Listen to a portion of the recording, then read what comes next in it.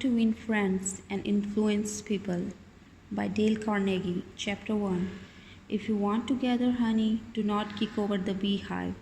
On May 7, 1931, the most sensational manhunt New York City had ever known had come to its climax. After weeks of search, two-gun Crowley, the killer, the gunman who did not smoke or drink, was at bay, trapped in his sweetheart's apartment on West End Avenue. 150 policemen and detectives laid siege to his top floor hideaway. They chopped holes in the roof. They tried to smoke out Crowley, the cop killer, with tear gas. Then they mounted their machine guns on surrounding buildings, and for more than an hour, one of New York's fine residential areas reverberated with the crack of pistol fire and the rat-a-tat of machine guns. Crowley, crouching behind an overstuffed chair, fired incessantly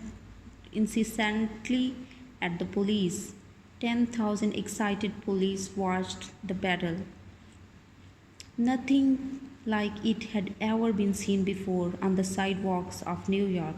When Crowley was captured, Police Commissioner E.P. Mulrooney declared that the two-gun desperado was one of the most dangerous criminals ever encountered in the history of the New York. "He will kill," said the commissioner, at the drop of a feather. But how did two-gun Crowley regard himself? We know, because while the police were firing into his apartment, he wrote a letter addressed "To whom it may concern." And as he wrote, the blood flowing from his wounds left a crimson trail on the paper. In his letter, Crowley said, "Under my coat is a weary heart, but a kind one that would do nobody any harm." A short time before this, Crowley had been having a necking party with his girlfriend on Country Road out on Long Island. Suddenly, a police walked up to the car and said, "Let me see your license." Without saying a word, Crowley drew his gun and cut the policeman down with a shower of lead. As the dying officer fell, Crowley leaped out of the car, grabbed the officer's revolver, and fired another bullet into the prostrate body. And that was the killer who said, "Under my coat is a weary heart, but a kind one that would do nobody any harm." Crowley was sentenced to the electric chair. When he arrived at the death house in Sing Sing, did he say, "This is what I get for killing people"? No, he said, "This is what I get for defending myself." The point of story is that two-gun Crowley did not blame himself for anything. Is that an unusual attitude among criminals? If you think so, listen to this. "I have spent the best years of my life giving people the lighter pleasures, helping them have a good time, and all I get is abuse, the existence of a hunted man." That's A.I. Capone speaking. Yes, America's most notorious public enemy, the most sinister gang leader who ever shot up Chicago. Capone did not condemn himself. He actually regarded himself as a public benefactor, an unappreciated and misunderstood public benefactor. And so did Dutch Schultz before the crumpled up under gangster bullets in Newark. Dutch Schultz, one of the New York's most notorious rats, said in a newspaper interview that he was a public benefactor, and he believed it. I have had some interesting correspondence with Lewis Laws, who was warden of New York's infamous Sing Sing prison for many years on this subject, and he declared that few of the criminals in Sing Sing regard themselves as a bad man. They are just as human as you and I. So they rationalize, they explain. They can tell you why they had to crack a safe or be quick on the trigger finger. Most of them attempt by a form of reasoning, fallacious or logical, to justify their antisocial acts, even to themselves, consequently, stoutly maintaining that they should never have been imprisoned at all. If A.I. Capone, Two-Gun Crowley, Dutch Schultz, and the desperate men and women behind prison walls do not blame themselves for anything, what about the people with whom you and I come in contact? John Wanamaker, founder of the stores that bear his name, once confessed, I learned 30 years ago that it is foolish to scold. I have enough trouble overcoming my own limitations without fretting over the fact that God has not seen fit to distribute evenly the gift of intelligence. Wanamaker learned this lesson early, but I personally had to blunder through this old world for a third of a century before it even began to dawn upon me that 99 times out of 100 people do not criticize themselves for anything, no matter how wrong it may be. Criticism is futile because it puts a person on the defensive and usually makes him strive to justify himself. Criticism is dangerous because it wounds a person's precious pride, hurts his sense of importance, and arouses resentment. B.F. Skinner, the world's famous psychologist, proved through his experiment that an animal rewarded for good behavior will learn much more rapidly and retain what it learns far more effectively than an animal punished for bad behavior. Later studies have shown that the same applies to humans. By criticizing, we do not make lasting changes and often incur resentment. Hans Selye and other great psychologists said, as much as we thirst for approval, we dread condemnation. The resentment that criticism engenders can demoralize employees, family members, and friends and still not correct the situation that has been condemned. George B. Johnstone of Enid, Oklahoma, is the safety coordinator for an engineering company. One of his responsibilities is to see that employees wear their hard hats whenever they are on the job in the field. He reported that whenever he came across workers who were not wearing hard hats, he would tell them with a lot of authority of the regulation and that they must comply. As a result, he would get sullen acceptance, and often after he left, he, the workers would remove the hats. He decided to try a different approach. The next time he found some of the workers not wearing their hard hats, he asked if the hats were uncomfortable or did not fit properly. Then he reminded the men in a pleasant tone of voice that the hat was designed to protect them from injury and suggested that it always be worn on the job. The result was increased compliance with the regulation with no resentment or emotional upset. You will find examples of the futility of criticism bristling on thousand pages of history. Take, for example, the famous quarrel between Theodore Roosevelt and President Taft, a quarrel that split the Republican Party, but Woodrow Wilson in the White House and wrote bold, luminous lines across the First World War and altered the flow of history. Let us review the facts quickly. Then, Theodore Roosevelt stepped out of the White House in 1908.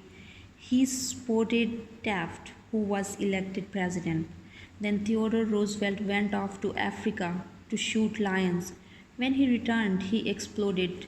He denounced Taft for his conservatism, tried to secure the nomination for a third term himself, formed the Bull Moose Party, and all but demolished the GOP. In the election that followed, William Howard Taft and Republican Party carried only two states, Vermont and Utah, the most disastrous defeat the party had ever known. Theodore Roosevelt blamed Taft, but did President Taft blame himself? Of course not. With tears in his eyes, Taft said, I don't see how I could have done any different from what I have. Who was to blame, Roosevelt or Taft? Frankly, I don't know, and I don't care.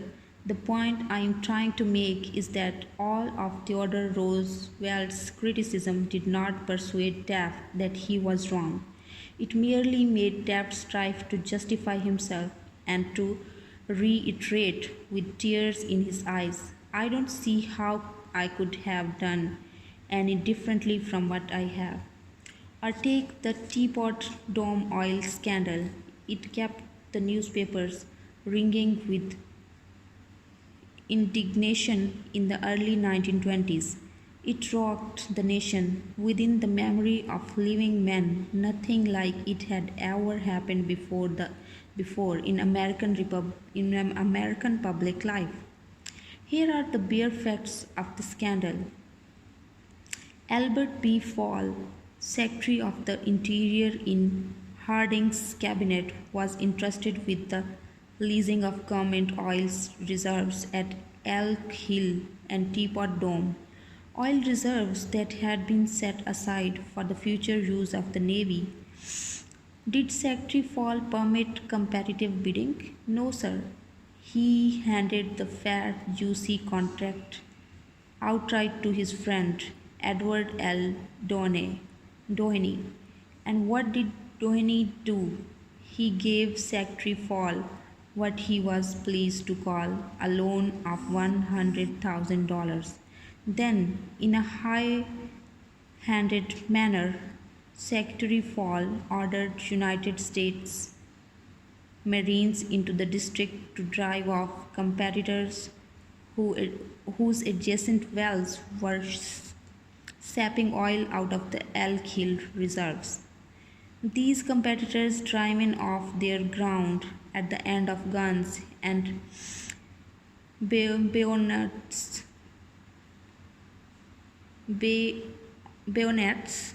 rushed into court and blew the lid off the Teapot Dome scandal.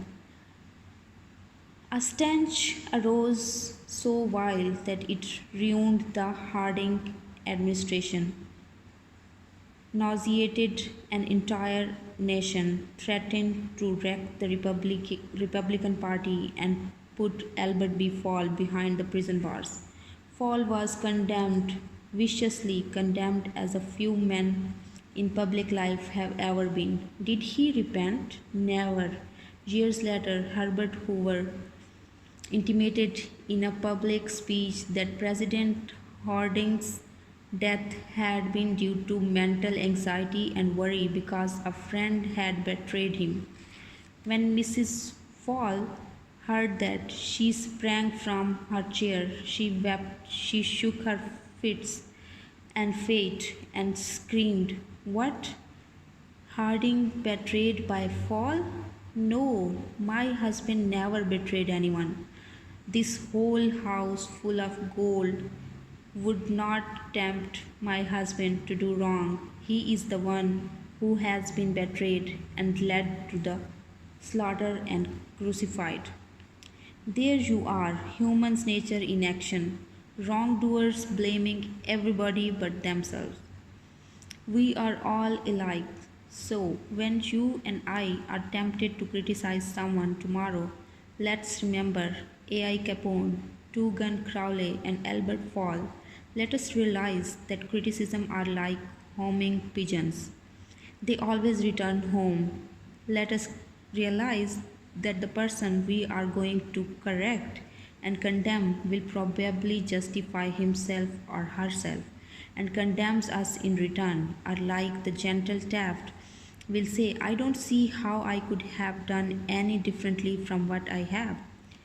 On the morning of April 15, 1865, Abraham Lincoln lay dying in a hall bedroom of a cheap lodging house directly across the street from the Ford's Theatre, where John Wilkes Booth had shot him. Lincoln's long body lay stretched diagonally across a sagging bed that was too short for him, a cheap reproduction of Rosa Bonheur's famous painting, The Horse Fair, hung above the bed, and a dismal gas jet flickered yellow light. As Lincoln lay dying, Secretary of War Stanton said, There lies the most perfect ruler of men that the world has ever seen. What was the secret of Lincoln's success in dealing with people? I studied the life of Abraham Lincoln for 10 years and devoted all of 3 years to writing and rewriting a book entitled Lincoln the Unknown. I believe I have made as detailed and exhaustive a study of Lincoln's personality and home life as it is possible for any being to make. I made a special study of Lincoln's method of dealing with people. Did he indulge in criticism? Oh, yes, as a young man in the Pigeon Creek Valley of Indiana, he not only criticized but wrote letters and poems ridiculing people and dropped these letters on the country road where they were sure to be found. One of these letters aroused resentment that burned for a lifetime. Even after Lincoln had become a practicing lawyer in Springfield, Illinois, he attacked his opponents openly in letters published in the newspaper. But he did this just once too often. In the autumn of 1842, he ridiculed a vain, pugnacious politician by the name of James Shields. Lincoln lampooned him through an anonymous letter published in the Springfield Journal. The town roared with laughter. Shields, sensitive and proud, boiled with indignation. He found out who wrote the letter, leaped on his horse, started after Lincoln and challenged him to fight a duel. Lincoln did not want a fight. He was opposed to dueling, but he could not get out of it and save his honor. He was given the choice of weapons. Since he had very long arms, he chose cavalry broadswords and took lessons in sword fighting from a West Point graduate, and on the appointed day he and Shields met on sandbar in Mississippi River, prepared to fight to the death, but at the last minute their seconds interrupted and they stopped the duel. That was the most lurid personal incident in Lincoln's life. It taught him an invaluable lesson in the art of dealing with people. Never again did he write an insulting letter.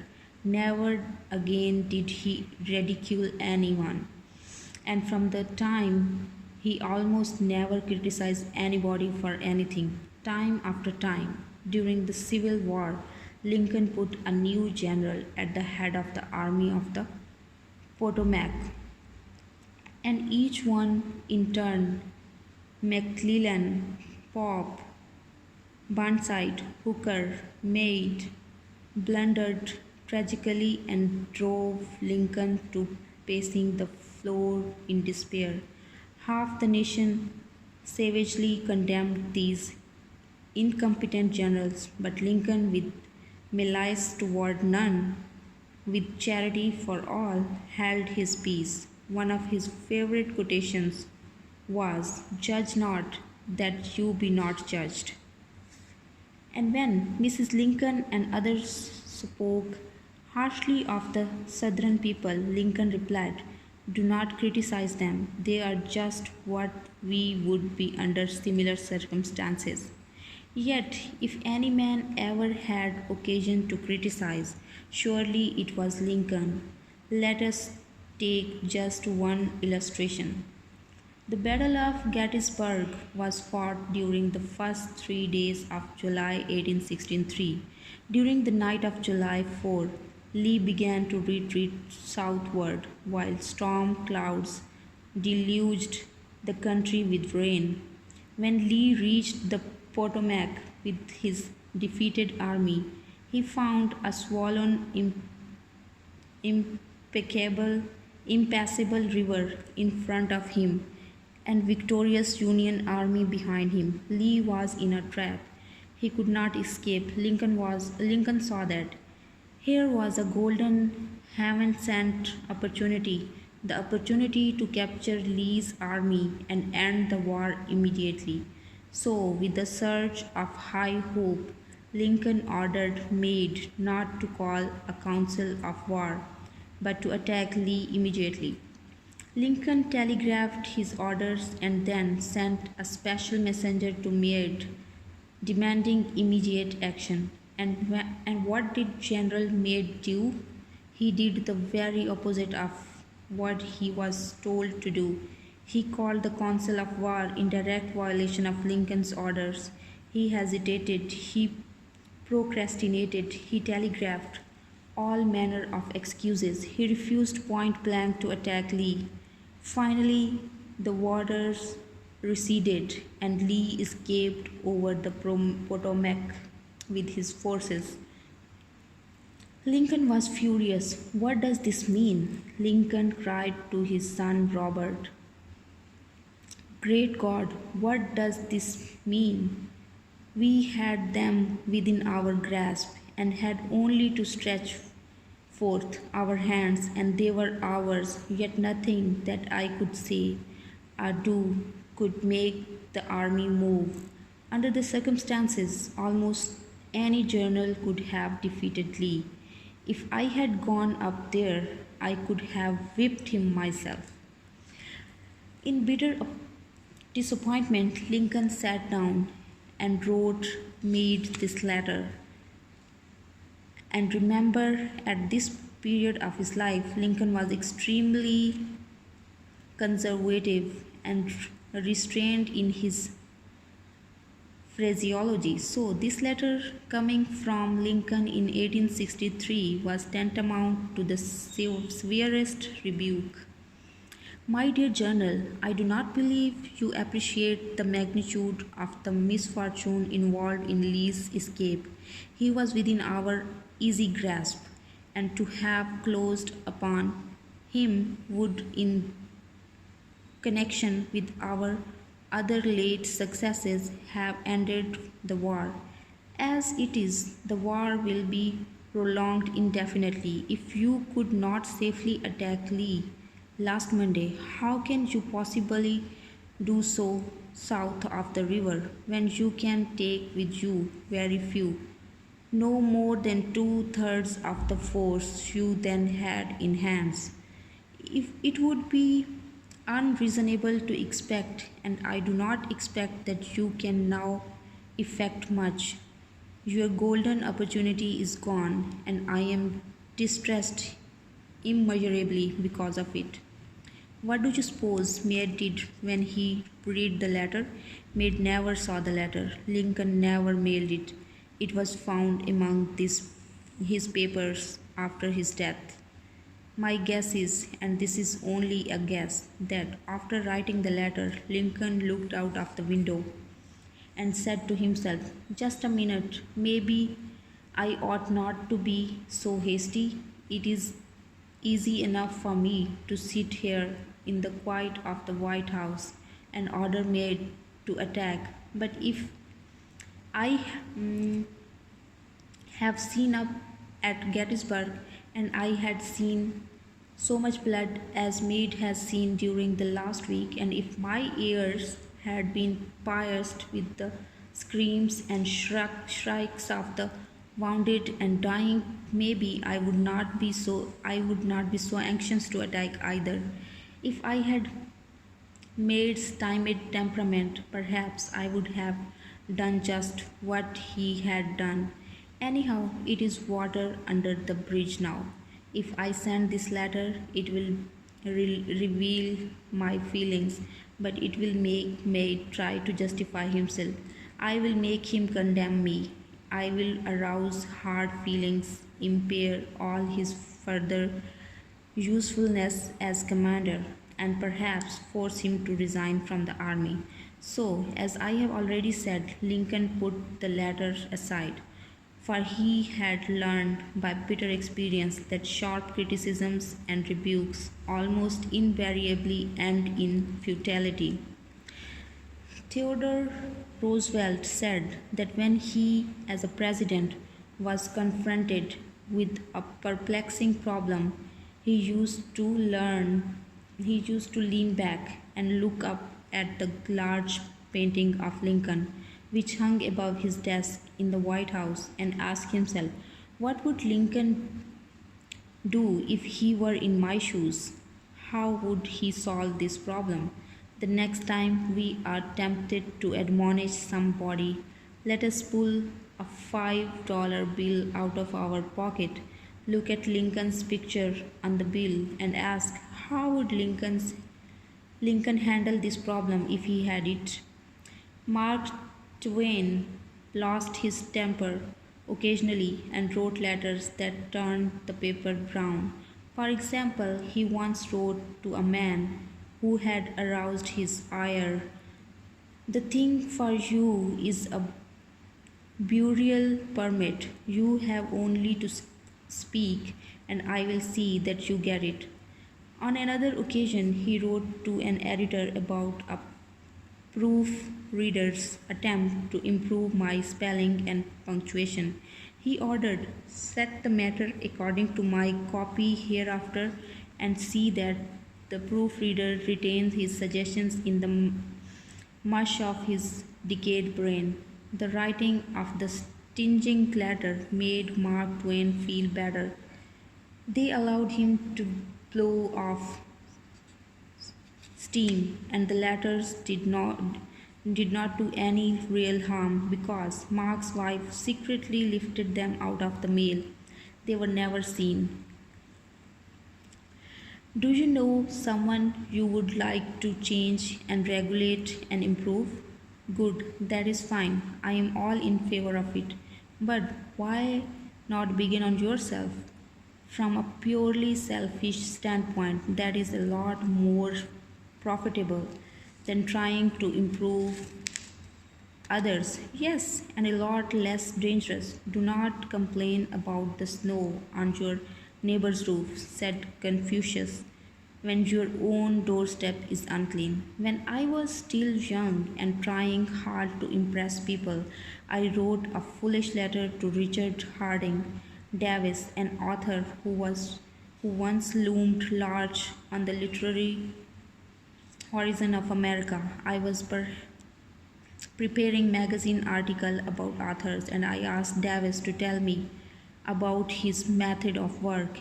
As a few weeks earlier, I had received a letter from someone with this notation at the bottom: dedicated but not read, dictated but not read.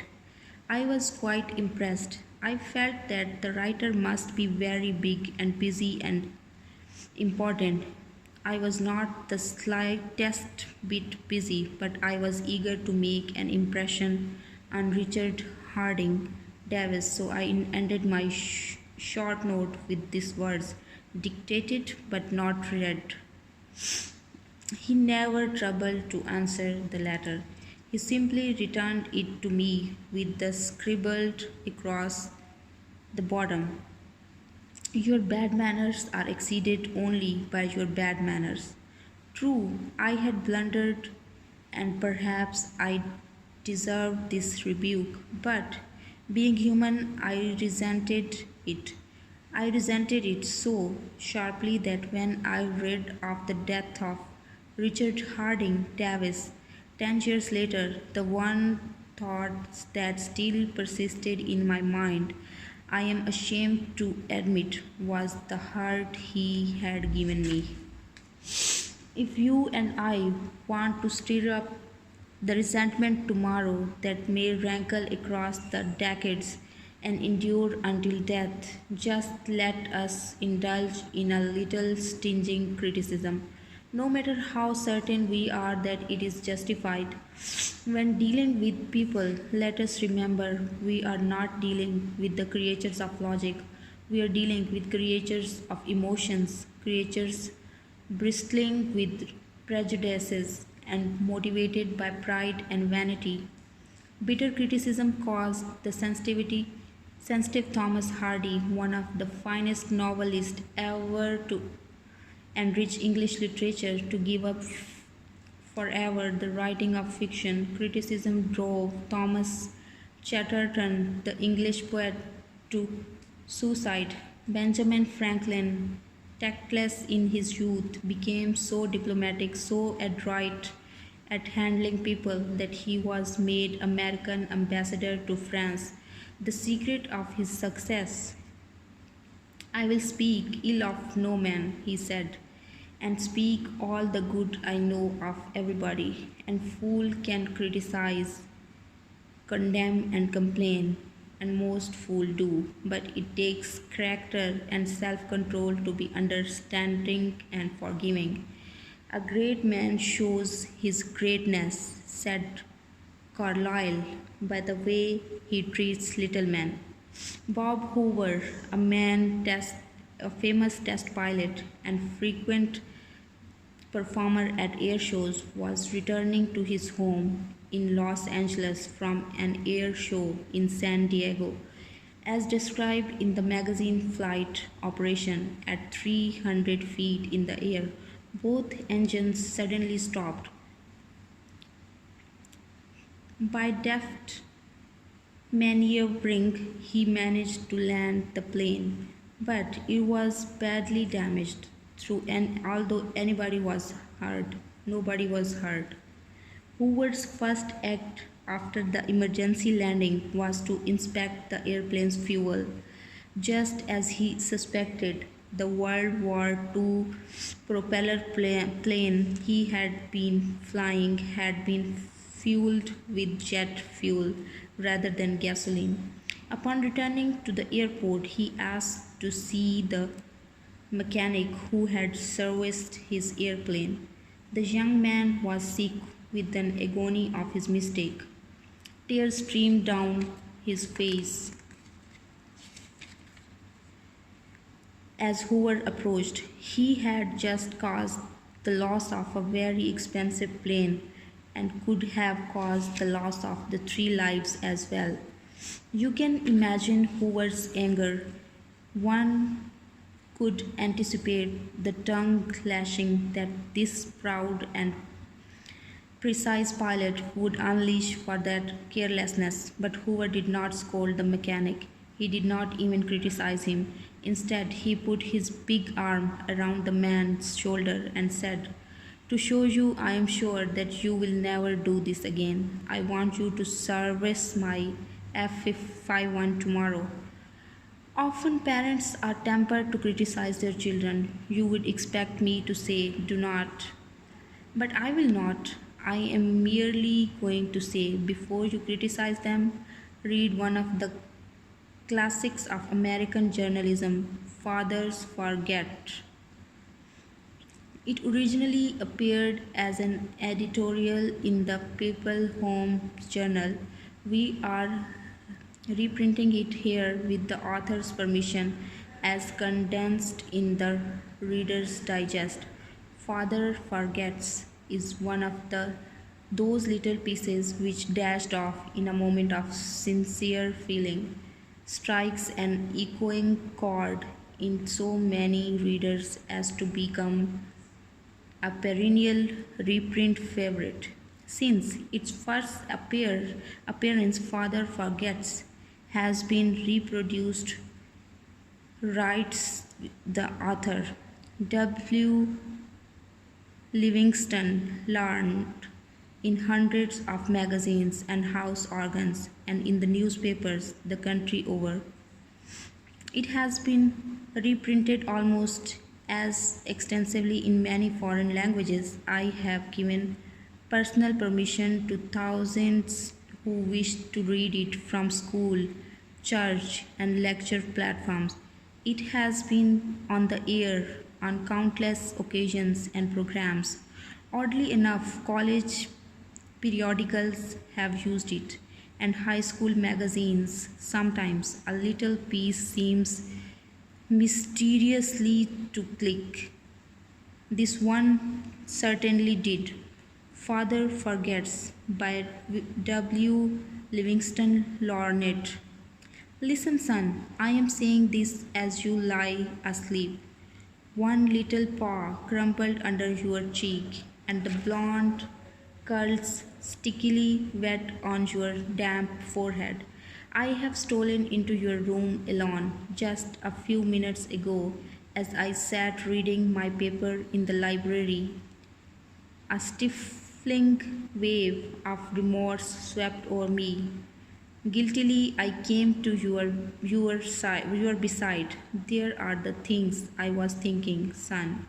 I had been cross to you. I scolded you as you were dressing for school because you gave your face merely a dab with a towel. I look you to task for not cleaning your shoes. I called out angrily when you threw some of your things on the floor. At breakfast, I found fault too. You spilled things, you gulped down your food, you put your elbows on the table, you spread butter too thick on your bread, and as you started off to play and I made for my train, you turned and waved a hand and called, "Goodbye, Daddy." And I frowned and said in reply, "Hold your shoulders back." Then it began all over again in the late afternoon. As I came up the road, I spied you down on your knees playing marbles. There were holes in your stocking. I humiliated you before your boyfriends by marching you ahead of me to the house. Stockings were expensive, and if you had to buy them, you would be more careful. Imagine that, son from a father. Do you remember late when I was reading in the library how you came in timidly with a sort of hurt look in your eyes when I glanced up over my paper? Impatient at the interruption, you hesitated at the door. "What is it you want?" I snapped. You said nothing, but ran across in one tempestuous plunge and threw your arms around my neck and kissed me, and your small arms lightened with an affection that God had set blooming in your heart, and which even neglected could not wither. And then you were gone, pattening up the stairs. Well, son, it was shortly afterwards that my paper slipped from my hands, and a terrible sickening fear came over me. What has habit been doing to me? The habit of finding fault. This was my reward to you for being a boy. It was not that I did not love you, it was that I expected too much of youth. I was measuring you by the yardstick of my own years, and there was so much that was good and fine and true in your character. The little heart of you was as big as the dawn itself over the wild hills. This was shown by your spontaneous impulse to rush in and kiss me. Good night. Nothing else matters tonight, son. I have come to your beside in the darkness, and I have knelt there ashamed. It is the feeble atonement. I know you would not understand these things if I told them to you during your waking hours, but tomorrow I will be a real dad. I will chum with you and suffer when you suffer and laugh when you laugh. I will bite my tongue when impatient words come. I will keep saying as if it were a ritual. He is nothing but a boy, a little boy. I am afraid I have visualized you as a man, yet as I see you now, son, crumpled and weary in your cot, I see that you are still a baby. Yesterday you were in your mother's arms, your head on her shoulder. I have asked too much, too much. Instead of condemning people, let us try to understand them. Let us try to figure out why they do not do what they do. That is lot more profitable and intriguing than criticism, and it breeds sympathy, tolerance, and kindness. To know all is to forgive all. And Dr. Johnson said, God Himself, sir, does not propose to judge man until the end of his days. Why should you and I? Principle 1 that we learned from this chapter is don't criticize, condemn, or complain.